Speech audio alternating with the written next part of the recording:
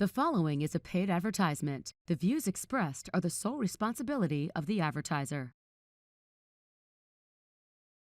Put the power back in your hands. This is Behind the Law with attorney Justin Clark.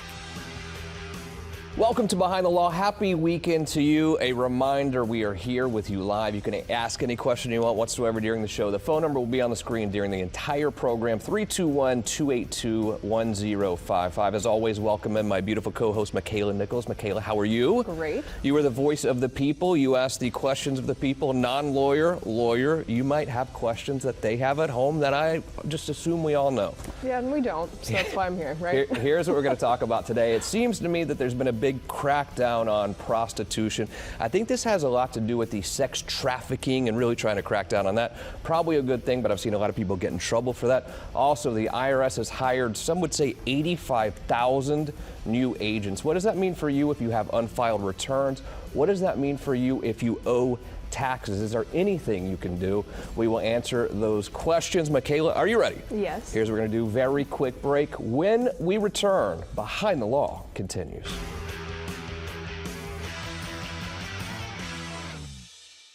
Managing your investment property is as easy as 1, 2, 3. 1. Sign up at GoRent123.com. 2. Let Greater Orlando Realty handle everything for you when it comes to managing your property. From qualifying tenants to collecting rent, processing maintenance requests, and everything in between. 3. Sit back, relax, and count all that money you're making. Earning passive income on your property is as easy as 1, 2, 3 with Greater Orlando Realty. Visit GoRent123.com today.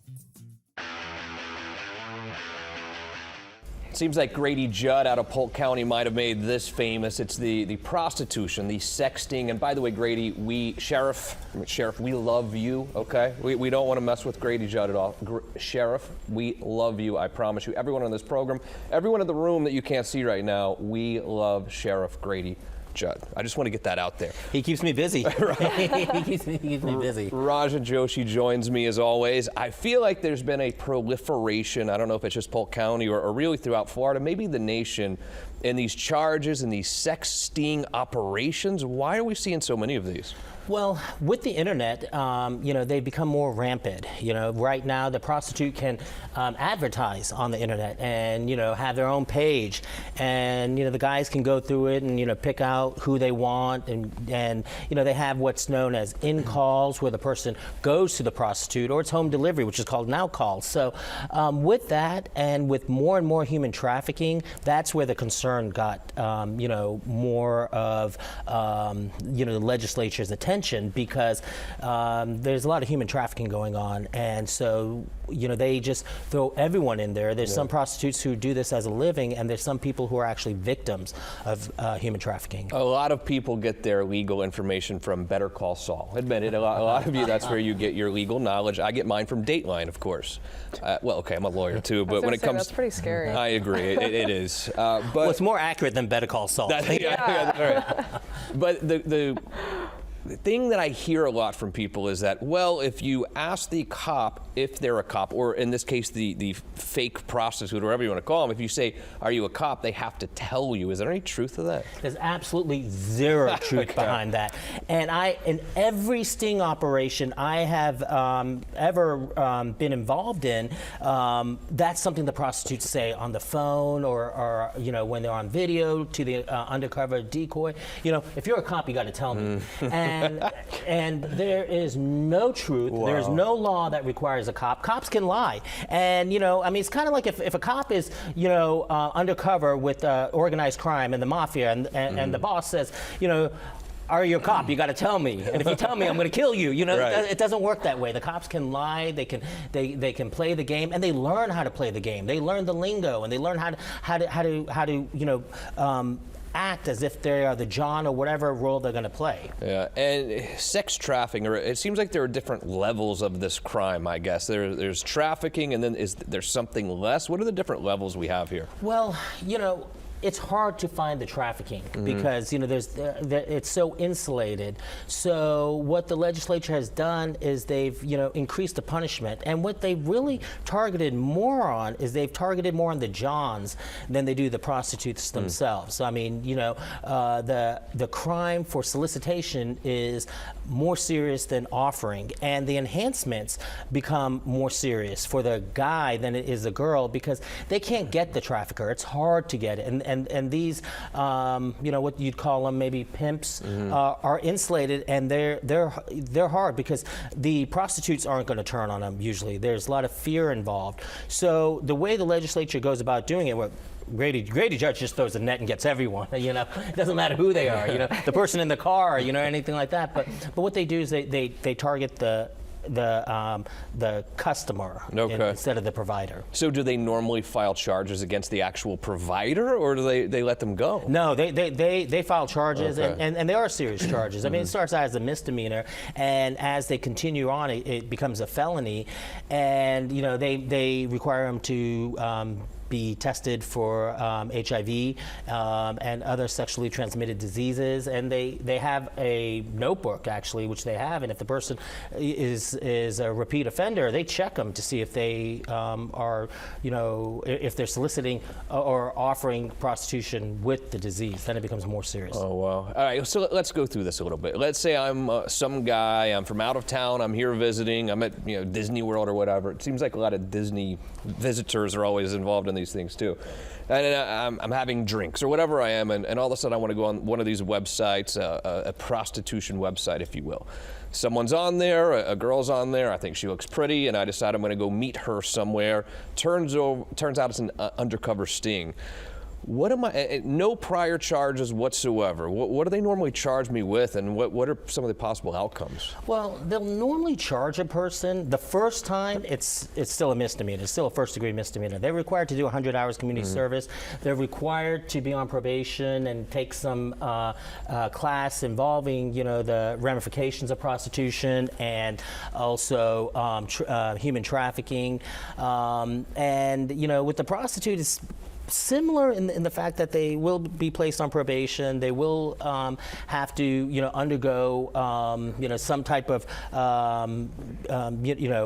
testing and stuff. So, and then the second time the guy commits the crime, if he has a prior conviction, it's now a felony. And the third time, it becomes a second-degree felony, which is, we're talking about, serious punishments. Big-time punishment. Yeah. And let me be very clear with you. If you have been charged or you're wrapped up in one of these sex stings, don't try to handle this yourself. This is very, very important stuff that's going to follow you around for the rest of your life. Call Rajan today, 321-282-1055. It's no secret that anytime at my firm we have a criminal issue with a client, we immediately call him. In fact, and I'm sorry about this, Rajan, over this past week, he was on vacation, and I called him at 1:30 a.m. I don't recommend doing that. Let the man go on vacation, but it was something, and he answered. And my client now feels very, very good, and I feel good for my client that they're going to be okay. So whether it's right now you have criminal questions or after the show you have criminal questions, it's a free call, 321-282-1055. And again, thank you for that. You helped me out, man. It was your whole team over there was fantastic with a client who I care about, and we feel great for him. Now, what are some of the defenses? And let me set this up just a little bit, because there's a website that I know where you're just like going to dinner or something like that, but maybe there's something more to it, and then maybe you get together, maybe you do have dinner, and then maybe one thing leads to another, and then you do pay. I mean, what are some of the defenses to this? Well, in a lot of these operations, the law enforcement are looking for numbers, and they want to make quick arrests and move on to the next person. And when they're doing that, a lot of times they don't dot their I's and cross their T's. I've had cases where they thought they videotaped or audio taped the person, and it's not there.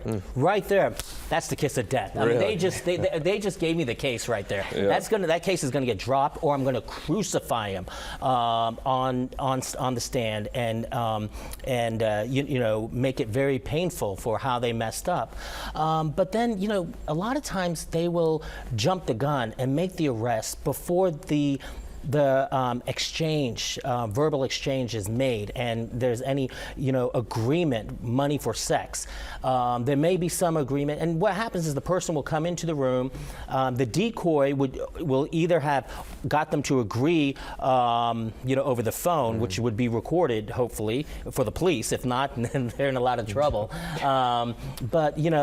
And if there's not that agreement over there and it's still vague, then the state has a hard time proving it beyond a reasonable doubt. I've seen a lot of cases where the person is found not guilty.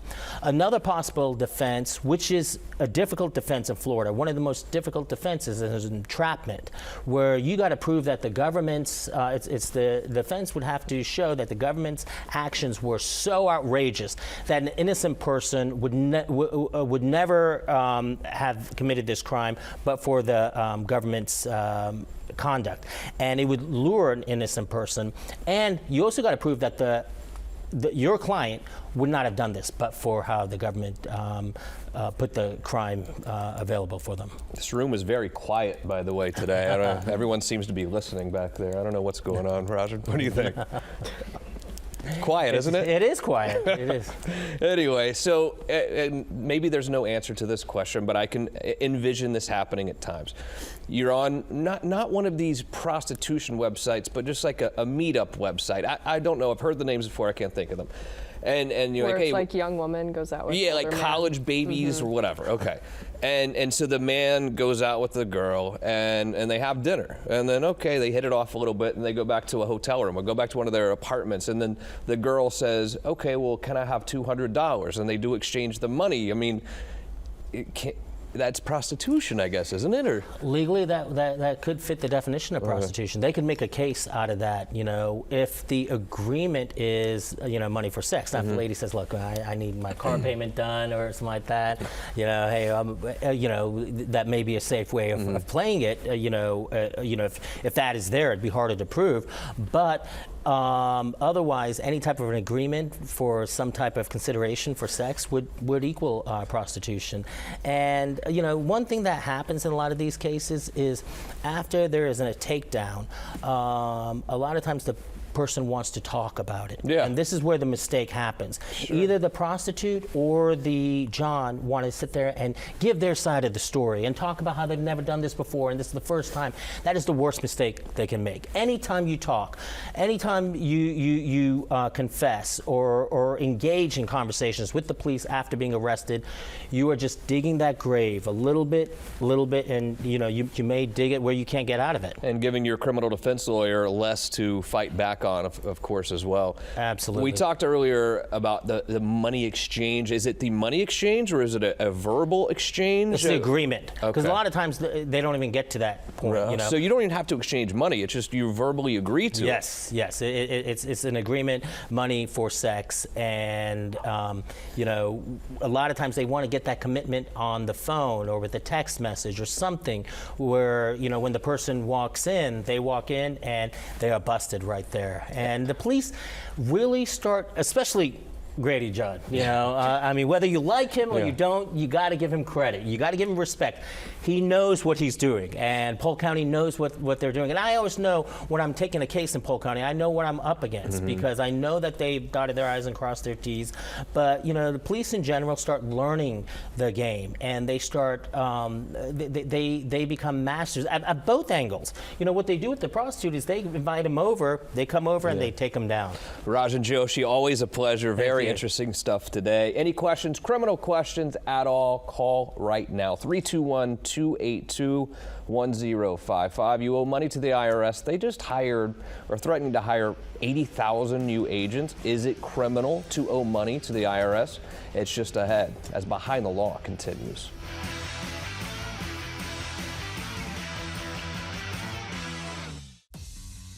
Does credit card debt have you spinning out of control? You are not helpless. At Attorneys Justin Clark and Associates, our goal is to lower or even eliminate your credit card debt. Call me today or visit youhavepower.com and take back control of your financial life. Is student loan debt holding you back? I'm Attorney Justin Clark. You may have the power to lower or even eliminate the payments that have you living paycheck to paycheck. Call me now for a free consultation or visit youhavepower.com and take back control of your life. Very happy to be joined today by our good buddy, real estate broker, property manager to the stars, Greg Mann. Greg, how are you, sir? I'm great, thanks. How are you doing today? I'm doing great. Let me ask you a question. Number one, how hard is it for a family to find a rental property right now in Central Florida? It's a fight. There's so many people chasing after each house. You've got to be on top of your game, looking at every website you can, calling the listing agents immediately. You've got to be on at the top. I've heard so many and sad stories of families who are so desperate to find a rental home right now. They'll go to an ad on Craigslist or one of these other websites, and someone will say, oh yes, this is my house. Give us $7,000 first month, last month security deposit, $7,000, and pay cash, move right in, only to find out the person who rented them the house wasn't their house. They're fraudsters. Are you seeing this? Just happened to us this week. Absolutely. We've had 2 in the last month, which is unusual. But yeah, it's a common scam. You'll see something listed somewhere on a Craigslist or wherever it is. Someone's desperate for a property, they go and just give over the house. It's so sad when you think about it. It's hard enough for these families to find a house. Now they're going to spend probably money they've had to save or borrow to get into this house, only to find out that they're not going to be able to stay very long because the person that rented to them had no business doing so. How do you protect yourself? As a tenant looking for a property, try to go through a professional real estate company. You can check the licensing, you can check the owner. If you're talking directly to an owner, you can go to the county's website and confirm that at least this is the person you're speaking to. So start doing some checks behind the scenes. Yeah, I agree. I mean, any sort of county property appraiser website, you can see who actually owns it. Don't be afraid to ask questions. I mean, this is your money. I mean, this is your livelihood, money that you've saved. You need to be very careful. But then I also look at it from the landlord perspective, because there are some bad tenants out there as well, nightmare tenants. And what you do is you represent landlords. You're their property manager. You handle everything from beginning to end, where your customers, your clients, the landlords, the property owners have to do essentially nothing. Absolutely nothing. Just actually check the bank account. That's all they need to do, to be honest. And also with you, and we deal with a lot of real estate agents, real estate brokers on the show who do the buying and selling of real estate. And my advice normally is to focus on property management, or you focus on real estate, because those two things are very dissimilar. Even though you need the same license for it, that's a really totally different business. You've created a program for other real estate agents to send their clients to you, knowing they're going to get them back when they sell the house. Tell me about that. Well, it's very simple. You can call or email me. That's all it takes, a few seconds on the phone. Let me know that you've got an owner that wants property management. We take it from there. We give you an upfront fee once the property's rented. We then give you a residual income for the lifetime of management. And that can be, quite a bit of money. I've got agents that are picking up $3,000 and $4,000 a month just from referring properties to me. Now, Makaila loves going out to the East Coast, I know. Is it Palm Coast that you like? I do. I love Palm Coast. She loves Palm Coast. And it's a little bit of a different rental market, but I saw something yesterday that you opened shop out in Ormond Beach. Are you serious? I love this. Yep, serious, yep, absolutely. Right on Granada Boulevard.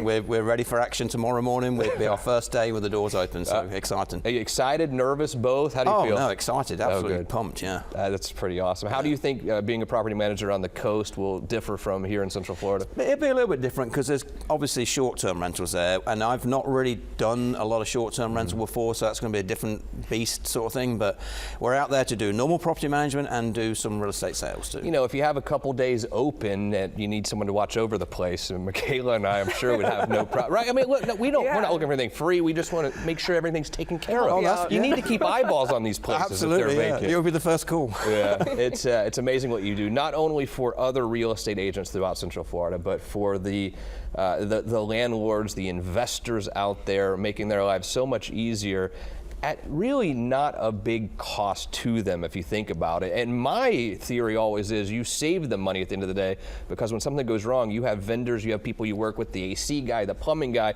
who are going to do it for you at a lower rate than anyone else. Yeah, honestly, it's not worth trying to save those few dollars for what we can offer. For instance, ACs can go off anywhere, can't they? And you know how difficult that can be. With our system and our vendors, at least we can get them there quicker.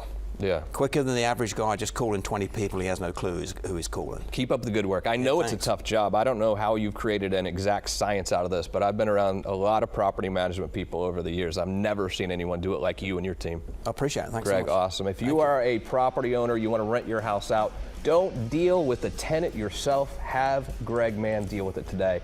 Behind the Law continues.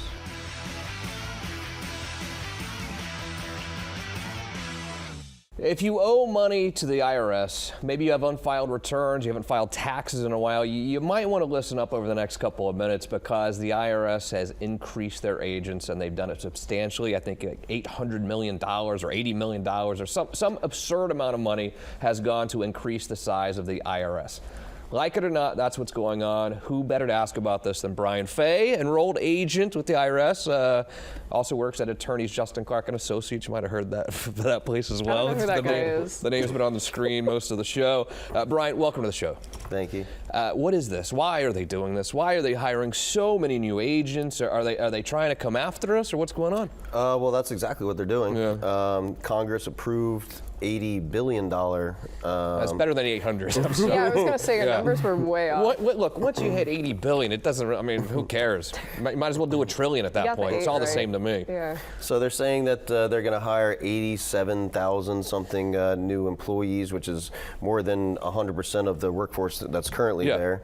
So they're not, publicly saying what the agenda is, but what they do say is that they're going to pump $80 billion into the IRS, and they expect over 10 years to get over $200 billion back in return from their input into the collection process. Yeah. Are So they I mean, going to answer the phone now?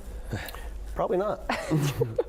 they don't really answer the phone, do they? No. No, they don't. I mean, as an enrolled agent licensed with the Treasury Department, I have a line that I call and speak specifically to agents that are supposedly supposed to help taxpayers resolve their debt. And it's a nightmare even for me as a professional trying to get involved. Inevitably, there are people watching right now who have either not filed returns for several years or who owe money to the IRS. And when that is going on in your life, you're scared. They are. People come to you and they're scared all the time. Is my life over? Am I fiscally ruined, or are there options for me? Of course there's options, but a lot of people, you're right, they're not sure what to do. Maybe they got a new job, like now they're filing taxes and not having anything withheld from them, and they go to file a tax return and all of a sudden they owe something that they can't afford. Yeah. And then they don't know what to do, so they do nothing. And that's probably the opposite of what they should do. Of course. What are my options at that point? Well, really, you need to be proactive. You need to reach out to the IRS because there are different options. Even if you can't afford to pay your tax bill, there's certain options that you can do. You just need to be compliant with the IRS, be in contact with them. It might be possibly submitting financial statements to them, showing them that it would create some type of hardship.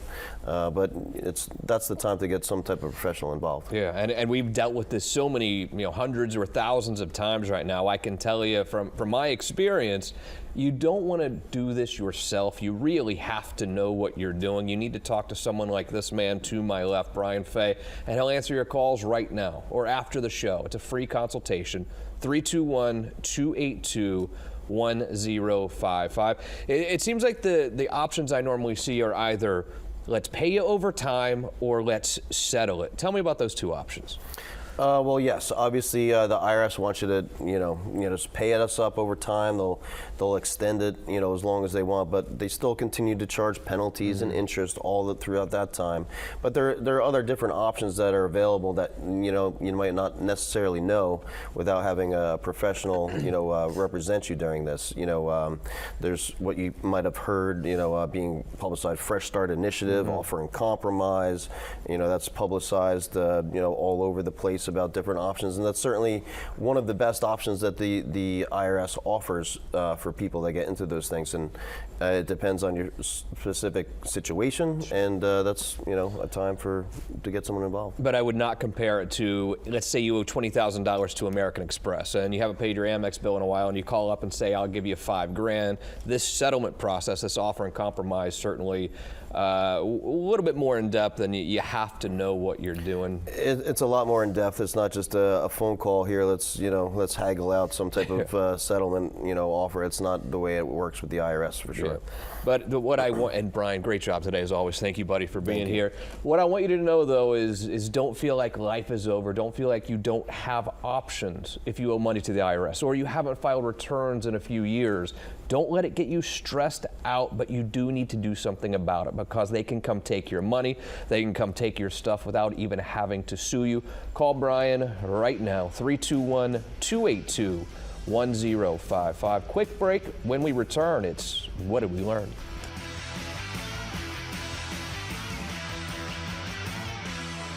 Our good buddy Greg Mann is here, property manager, the best in the business, I assure you. Greg, how are you, sir? Good. How are you doing today? I'm doing great. It scares me a little bit because there are some people still out there who own real estate, who rent it out, and they want to do it themselves. I never advise that whatsoever because, and you've seen it, Greg, people who rent houses out to someone else and decide they want to do self-help evictions, they can get in trouble legally for that. Yeah, well, first of all, they're not professionals, so they don't know what they're doing. And as you would know better than most people, if you don't know what you're doing and you're not a professional, don't do it. So avoid it. Or if you self-manage and you need to do an eviction, go to an attorney. Even that aside, though, anyone who owns real estate that they're renting out really should have a property manager such as yourself. What are all the things that you do to make life easier for me, the landlord? From start to finish, we rent the house out, we collect the rent, we send it to you, we maintain the house. Everything's just one package. It's simple. It is. And vendors, you know so many vendors. You make life easier for me, the landlord, because you have those connections already. We do. But we actually really screen our vendors really well. So every vendor that works with us, licensed and insured, and we turn vendors down left, right, and center. But, we're always looking for good vendors too. And wouldn't you say, some people say, I'm going to rent it myself because I don't want to pay Greg, I don't want to pay a property manager. But wouldn't you say you actually save the landlord money over time because of your relationship with these vendors? Absolutely, we save money. Not only do we save money with the vendors, we save time, which you can never get back. And 2 a.m. phone calls, I'm not getting those. No, you won't. I get those. Literally, as the property owner, I just buy the property and turn everything over to you and collect checks. I don't have to do anything. Yeah, it's like winning the lottery every single day. If you own thank you, Greg, as always. We always appreciate your insight. If you own real estate that you're renting out and you're handling it yourself, it's not a good idea. You can get yourself into trouble and it's going to cost you money. Call Greg Mann today. More Behind the Law is just ahead. Managing your investment property is as easy as 1, 2, 3. 1. Sign up at GoRent123.com. 2. Let Greater Orlando Realty handle all of the management of your property. 3. Sit back and count your money. Visit GoRent123.com today. We wrap it up as always with What Did We Learn? Special thanks to Greg Mann, Rajan Joshi, and Brian Fay. Excellent job today. Gentlemen, Makaila, we'll start with you. What did you learn? I learned a lot, honestly. I mean, the IRS is kind of scary, and now they're even scarier. Well, they are. They're way bigger, and with bigger, it just means they're going to be able to come after us more for sure. I learned to never go to sugar babies or daddies or whatever. Don't even look at me like that. I don't know the website. If you look at my history, you will not see sugarbabies.com or sugardaddies.com. It's funny that now you know the website. Well, and you didn't I don't know it. I was throwing things against the wall. I don't know. What I did still you don't learn? know. I learned not to go to those websites. That's it. And I'm very happy for Greg Mann and his team going to Ormond Beach. Makaila, as always, great job. Thanks. Thank you for joining us today. Hit record series now, and we'll see you next week for more Behind the Law. Having debt can leave you feeling helpless. I'm attorney Justin Clark. Filing for bankruptcy may give you the power to lower or even eliminate the payments that have you living paycheck to paycheck. Call me now for a free consultation or visit youhavepower.com and take back control of your life. The proceeding was a paid advertisement. The views expressed were the sole responsibility of the advertiser.